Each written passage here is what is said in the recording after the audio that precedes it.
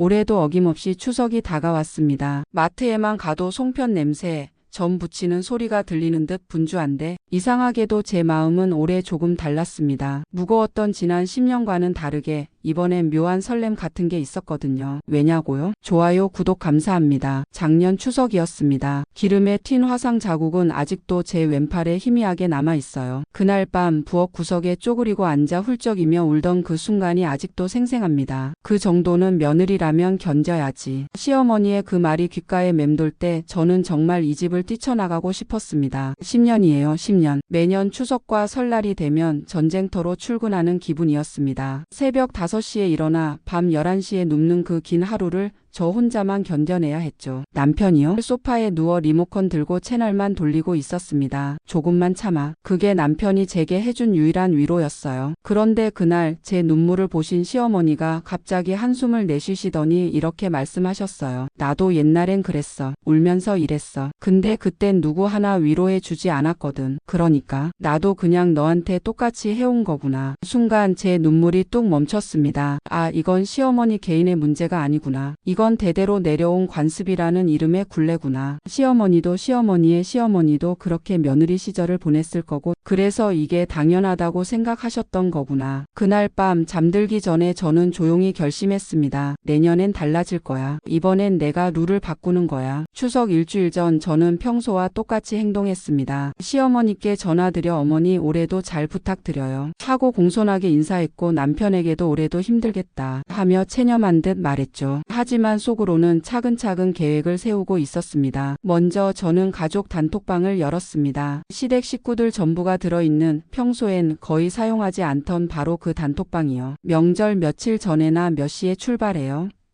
하는 식의 메시지만 오가던 그곳에 저는 아주 정중하지만 단호한 메시지 하나를 올렸습니다. 안녕하세요. 올해 추석 음식 준비 분담표입니다. 그리고 저는 아주 깔끔하게 정리된 엑셀 파일을 첨부했습니다. 전 부치기 남편 시동생 파전 동그랑땡 생선전 각 30개 나물 무치기 시아버지 동서 시금치 도라지 고사리 잡채 만들기 시누이 당면 500지 기준 과일 깎기 및 모듬 세팅 조카들 사과배 감 등 식사 준비 및 설거지 1차 남편 시동생, 설거지 2차 및 주방 정리 시아버지 동서, 총괄 지휘 및 품질 관리 시어머니 저. 메시지를 보내고 나서 핸드폰 화면을 뚫어지게 쳐다봤습니다. 3분이 지났어요. 아무 답장이 없었죠. 심장이 쿵쾅쿵쾅 뛰는 걸 느꼈습니다. 5분쯤 지났을까요? 딩동. 시동생의 메시지였습니다. 누나. 이거 진짜예요? 형수님이 보낸 거 맞아요? 이어서 남편의 전화가 왔습니다. 목소리가 당황스러운 게 역력했어요. 여보 이게 무슨 우리가 전을 부친다고? 저는 아주 차분하게 마치 회사에서 업무 지시하듯 대답했습니다. 응. 명절은 가족의 명절이잖아. 며느리만의 명절이 아니라. 그러니까 가족 모두가 함께 준비하는 게 맞는 것 같아서. 못하시는 분은 미리 말씀해 주세요. 그 부분은 외부 음식으로 대체할게요. 비용은 일엔 할 거고. 아니 근데 갑자기 왜 이러는 거야? 갑자기가 아니야. 10년이야 10년. 난 10년 동안 혼자 했어. 이제 같이 하자는 거야. 전화를 끊고 나서 저는 소파에 주저앉았습니다. 손이 떨렸어요. 하지만 동시에 묘하게 시원했습니다. 드디어 말했구나. 드디어. 추석 당일. 우리는 예년처럼 이른 아침 시댁으로 출발했습니다. 차 안은 이상하게 조용했어요. 남편은 계속 입술을 깨물며 운전대만 잡고 있었고 저는 창밖을 보며 속으로 주문을 외웠습니다. 할 수 있었나? 흔들리지 마. 시댁 앞에 차를 세우고 현관문을 열었을 때 시어머니가 앞치마를 두르고 계셨습니다. 평소와 똑같은 모습이었죠. 하지만 표정은 조금 달랐어요. 뭔가 어색하고 불편한 듯한 표정. 왔니? 네 어머니. 안녕하세요. 저는 평소보다 더 밝게 인사했습니다. 그리고 가방에서 준비해온 물건을 꺼냈어요. 호루라기. 네 맞습니다. 진짜 호루라기요. 남편이 제 손에 든 호루라기를 보고 눈이 휘둥그레졌습니다. 시어머니도 어리둥절한 표정이셨죠. 이게 뭐니? 아 이거요? 오늘 작업 지시용이에요. 효율적으로 하려고요. 거실에 하나둘씩 모인 가족들 앞에서 저는 가방에서 준비해온 앞치마들을 꺼내 나눠줬습니다. 남자 치수로 만든 앞치마였죠. 시아버지 것엔 베테랑 셰프라고 새겨져 있었고 남편 것엔 신입 조리사라고 적혀 있었습니다. 뭐 하는 거야 이게? 시동생이 황당하다는 듯 웃었지만 저는 진지했습니다. 오늘부터 명절은 함께 하는 거예요. 자 다들 앞치마 입으시고 부엌으로 모여주세요. 구시 정각에 시작합니다. 생각합니다. 시어머니가 조심스럽게 말씀하셨어요. 그래도 명절 음식은 정성이 들어가야 하는데 저는 시어머니의 손을 꼭 잡았습니다. 어머니, 정성은 혼자 하는 게 아니라 함께 하는 거잖아요. 어머니가 지금까지 하셨던 것처럼 우리도 정성껏 할 거예요. 단지 혼자가 아니라 같이요. 오전 9시 정각 저는 호루라기를 짧게 불었습니다. 자, 여러분. 오늘 명절 음식 준비를 시작하겠습니다. 각자 분담표대로 움직여 주세요. 전 부치기 2조는 나물 손질, 3조는 잡채 준비. 시작. 처음엔 모두가 어색해했습니다. 시동생은 계란을 깨다가 껍데기를 떨어뜨렸고 남편은 부침개 반죽 농도를 몰라 물만 계속 부었어요. 시아버지는 시금치를 다듬으시다가 이걸 어떻게 하는 거야?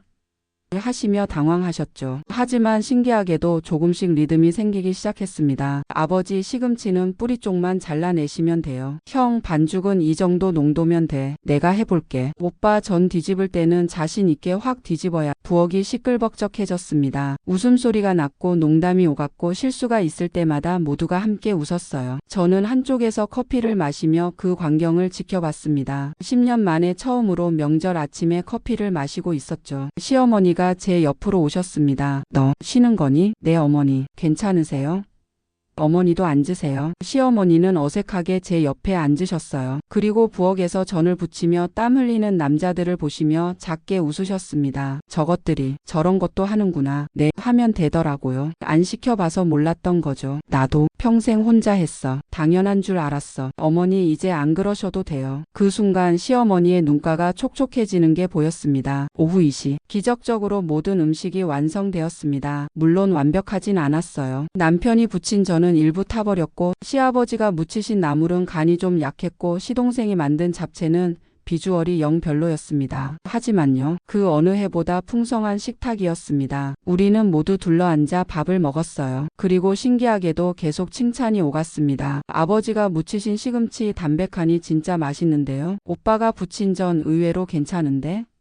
바삭해. 우리 조카가 깎은 과일 모양이 예쁘네. 남편은 전을 한 입 빼어 물더니 저를 보며 멋쩍게 웃었습니다. 여보, 이거 진짜 힘들구나. 매년 이걸 혼자 했던 거야? 응. 10년 동안. 미안해. 진심으로. 그 말 한마디가 그렇게 듣고 싶었던 말이었습니다. 식사를 마친 후 설거지도 함께 했습니다. 남편과 시동생이 앞치마를 두르고 싱크대 앞에 섰고 저는 그 모습을 사진으로 찍었어요. 여보, 이거 우리 가족 단톡방에 올려도 돼? 응. 올려. 남편이 체념한 듯 대답했지만 입꼬리는 살짝 올라가 있었습니다. 저녁. 모든 일정이 끝나고 우리는 거실에 모여 앉았습니다. 다들 피곤한 표정이었지만 이상하게 만족스러워 보였어요. 남편은 허리를 주무르며 신음했습니다. 아, 다리 아파. 하루 종일 서 있으니까 진짜 힘들다. 매년 나는 이랬어. 알았어. 다시는 안 그럴게. 그때 저는 준비해둔 마지막 제안을 꺼냈습니다. 그나저나 여러분, 제가 제안이 하나 있는데요. 모두가 저를 쳐다봤습니다. 내년부터 명절을 돌아가면서 각자 집에서 보는 거 어때요? 1년은 우리 집, 1년은 시댁, 1년은 시동생 댁. 이렇게요. 그러면 어머니도 매년 손님으로 편하게 쉴 수 있잖아요. 순간 공기가 멈춘 것 같았습니다. 시어머니가 조심스럽게 물으셨어요. 그럼 명절을 꼭 여기서 안 보내도 되는 거니? 네. 명절은 함께 보내는 것이 중요하지 어디서 보내는가는 안 중요하잖아요. 어머니도 가끔은 손님이 되어보세요. 며느리만 계속 일할 이유는 없잖아요. 시어머니가 눈을 감으셨습니다. 그리고 한참 후 작게 말씀하셨어요. 그래, 좋다. 내년엔 너희 집에서 보자. 나도 편하게 손님으로 가볼게. 그 순간 시어머니의 얼굴에 제가 10년 동안 한 번도 본 적 없는 표정이 떠올랐습니다. 평화로운 미소. 그날 밤 집으로 돌아오는 차 안. 남편이 운전하면서 말했습니다. 여보, 오늘 고마웠어. 그리고 미안해. 진짜로. 이제라도 알아줘서 고마워. 근데 어떻게 그런 생각을 했어?